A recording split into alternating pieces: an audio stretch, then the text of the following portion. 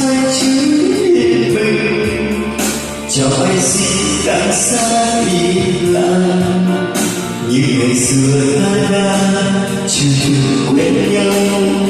Lòng ta đã kém đi đâu, em vẫn lạnh như kéo đường gì vững lên đi đã qua muôn màng.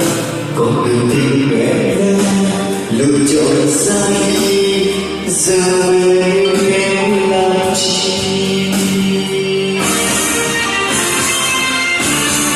Hãy cho về đường tình chỉ hai lối, đừng yêu em chỉ là em khổ đau.